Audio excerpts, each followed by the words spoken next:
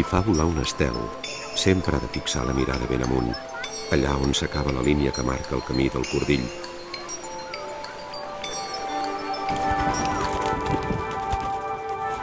Tothom té dret a decidir el seu destí, perquè som el que pensem.